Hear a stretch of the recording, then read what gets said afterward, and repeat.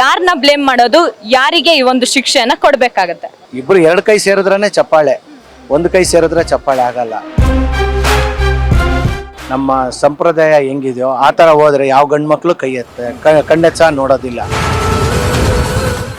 ನಮ್ಮ ಗಂಡು ಮಕ್ಳಿಗೂ ಏನಾಗುತ್ತೆ, ಓ ಇವಳೆ ಡ್ರೆಸ್ ಹಾಕಿದ್ಮೇಲೆ ಇನ್ನೇನು ಕಾನೂನಿಗೆ ಭಯ ಬೀಳ್ತಾರೆ. ಈಗ ಕಾನೂನು ಅನ್ನೋದೇ ಭಯ ಇಲ್ಲ. ಅದೇನು ಕಾನೂನು ಸರಿ ಇಲ್ಲ ಅಂದ್ರೆ ಎಲ್ಲರೂ ಮಾಡ್ತಾರೆ.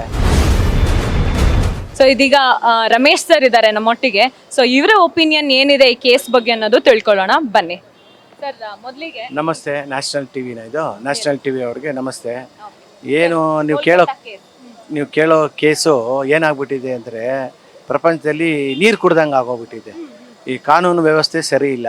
ಫಸ್ಟ್ ಪಾಯಿಂಟು ಕಾನೂನು ಚೇಂಜ್ ಮಾಡಬೇಕು. ಕಾನೂನು ಚೇಂಜ್ ಮಾಡಿದ್ರೆ ಅವ್ರಿಗೆ ಇವಾಗ ದುಬೈಲಿ ಆ ಕಡೆ ಎಲ್ಲ ಇದೆಯಲ್ಲ, ಆ ಥರ ಶಿಕ್ಷೆ ಕೊಟ್ಟರೆ ಆವಾಗ ನಮ್ಮ ಜನಕ್ಕೂ ಭಯ ಬರುತ್ತೆ. ಆಮೇಲೆ ಪ್ಲಸ್ಸು ಅಯ್ಯೋ ಮಾಡಬಾರ್ದಪ್ಪ, ನಮ್ಮ ಅಕ್ಕ ತಂಗಿರು ಇರ್ತಾರೆ, ನಮ್ಮ ಅಕ್ಕ ತಂಗಿರಿದ್ದಂಗೆ ನಾವು ನೋಡ್ಕೋಬೇಕು ಅಂತ ಇರುತ್ತೆ. ಸೊ ಇದು ಏನಾಗ್ಬಿಡುತ್ತೆ, ಅದೇನು ಕಾನೂನು ಸರಿ ಇಲ್ಲ ಅಂದರೆ ಎಲ್ಲರೂ ಮಾಡ್ತಾರೆ. ಅಯ್ಯೋ ಏನಾಗಲಿ ಬಿಡಿ, ಏನು ಮಾಡ್ತಾರೆ, ಜೈಲಿಗೆ ಹಾಕ್ತಾರೆ, ಜೈಲಿಂದ ಬಂದು ಆಮೇಲೆ ಆರಾಮಾಗಿ ರಿಲೀಸ್ ಮಾಡೋಣ ಅಂತ ಇರ್ತಾರೆ. ಕಾನೂನು ಫಸ್ಟು ಚೇಂಜ್ ಆಗಬೇಕು. ಯಾವ ಥರ ಆ ಥರ ಬಂದರೆ ತುಂಬ ಒಳ್ಳೆಯದು. ಸಂಜೀವಿನಿ ರೇಖಿ ಮತ್ತು ಹಿಪ್ನೋಸಿಸ್ ಸೆಂಟರ್ ನಲ್ಲಿ ಪೂರ್ವಜನ್ಮ, ಪ್ರೇತಾತ್ಮ, ಮಾಟ ಮಂತ್ರ ಸಮಸ್ಯೆಗಳನ್ನು ಗುಣಪಡಿಸಲಾಗುವುದು. ರೇಖಿ ಮತ್ತು ಹಿಪ್ನೋಸಿಸ್ ವಿದ್ಯೆಗಳನ್ನು ಸಹ ಇಲ್ಲಿ ಹೇಳಿಕೊಡಲಾಗುವುದು. ಎಂದೇ ಸಂಪರ್ಕಿಸಿ ಡಾಕ್ಟರ್ ವಿ ಭರಣಿ ರಾಜು, ರೇಖಿ ಗ್ರ್ಯಾಂಡ್ ಮಾಸ್ಟರ್ ಮತ್ತು ಮಾಸ್ಟರ್ ಹಿಪ್ನೋಟೈಸರ್. ಅಟ್ಲೀಸ್ಟ್ ಇಲ್ಲ ಅಂದರೆ ಅವರು ಗೊತ್ತಾಯಿತು ಅಂದರೆ ಅವ್ರನ್ನ ಜೀವಾದಿ ಶಿಕ್ಷೆನೋ ಮರಣದಂಡನೋ ಯಾವುದೋ ಒಂದು ಕೊಟ್ಟರೆ ಅವಾಗ ಅಯ್ಯೋ ನಮಗೂ ಈ ಥರ ಶಿಕ್ಷೆ ಆಗುತ್ತಪ್ಪ ಅಂತ ಮುಂದಕ್ಕೆ ಮಾಡೋರು ಪೀಳಿಗೆ. ಇವಾಗ ಆಗೋಗಿದೆ ಬಿಡಿ, ಮುಂದಕ್ಕೆ ಪೀಳಿಗೆ ಅವರು ಮಾಡೋದಿಲ್ಲ, ಭಯ ಬೀಳ್ತಾರೆ, ಕಾನೂನಿಗೆ ಭಯ ಬೀಳ್ತಾರೆ. ಈಗ ಕಾನೂನು ಅನ್ನೋದೇ ಭಯ ಇಲ್ಲ. ಅಯ್ಯೋ ಮಾಡಿದ್ರೆ ಮಾಡ್ಕೊಳ್ಳೋಣ, ಬಿಟ್ಟರೆ ಬೇಡ ಅಂತ ಹೇಳ್ತಾರೆ. ಏನಾಗ್ಬಿಡುತ್ತೆ ಅಂತ ಮನಸ್ಸಲ್ಲಿದೆ ಯೂತ್ಗೆ.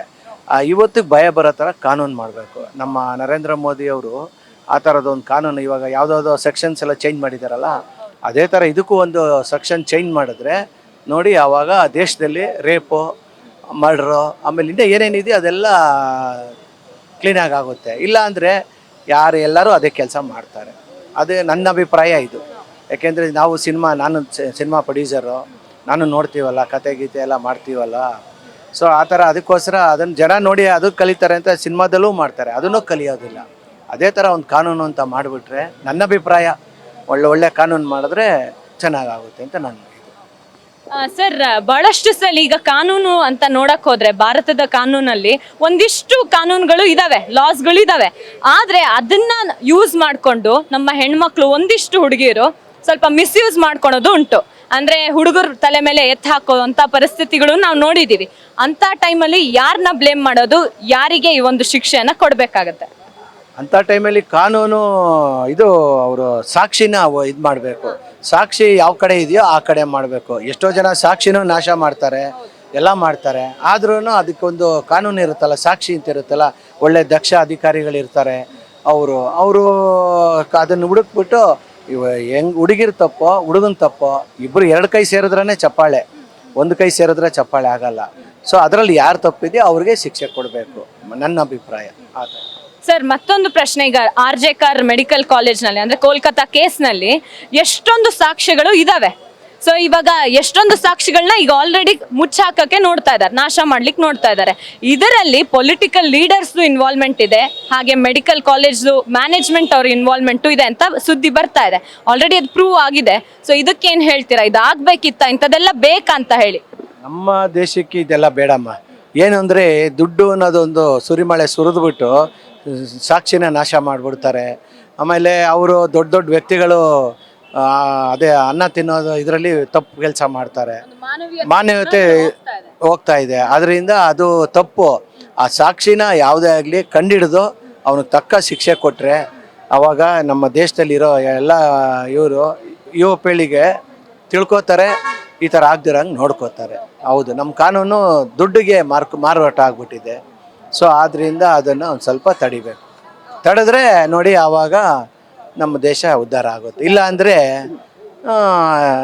ಅದೇ ಹೀಗೆ ಆಗುತ್ತೆ. ನಾಳೆ ಅವ್ರ ಅಕ್ಕ ತಂಗಿರಿಗೂ ಆಗುತ್ತೆ ಇದೇ ಥರ.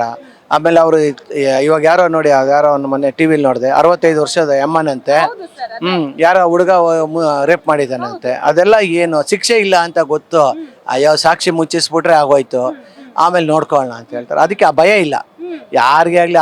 ಮಾಡಬೇಕಾದ್ರೆ ಭಯ ಇರೋದಿಲ್ಲ, ಮಾಡಾದ್ಮೇಲೆ ಭಯ ಬಂದರೂ ಏನೂ ಮಾಡಕ್ಕೊಳಕ್ಕಾಗಲ್ಲ, ಆಗೋಗ್ಬಿಟ್ಟಿರ್ತಲ್ಲ ರೇಪು.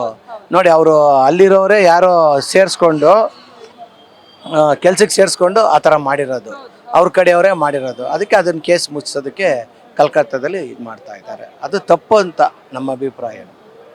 ಸರ್ ಕೊನೆಯದಾಗಿ ಈಗ 62 ವರ್ಷದ ಒಂದು ಅಜ್ಜಿನೂ ಬಿಟ್ಟಿಲ್ಲ, 65 ವರ್ಷ.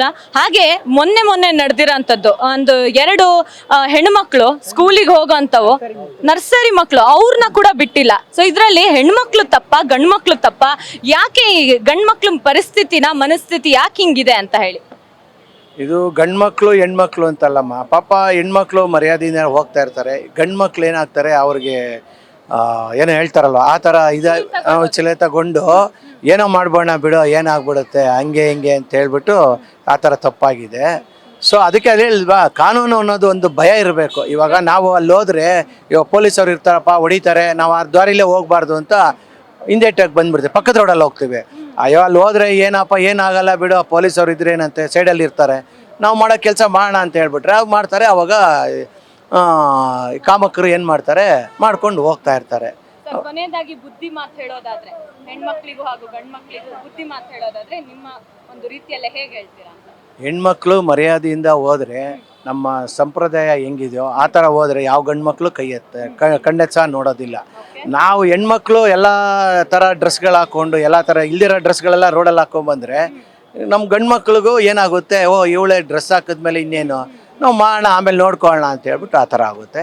ಅವ್ರೂ ನಿಯತ್ತಾಗಿ ಓಡಾಡಬೇಕು ಹೆಣ್ಮಕ್ಳುವೆ, ಗಂಡು ಮಕ್ಕಳು ಅವಾಗ ಆರಾಮಾಗಿ ಇರ್ತಾರೆ. ಮಿತಿ ಮೀರಬಾರ್ದು. ಹೌದು, ನಿಜ. ಮಿತಿ ಮೀರಿದ್ರೆ ಆಪತ್ತು ಗ್ಯಾರಂಟಿ, ಹಂಗಾಗುತ್ತೆ. ಅದು ನನ್ನ ಇದು ಹಂಚಿಕೆ ಅಭಿಪ್ರಾಯ.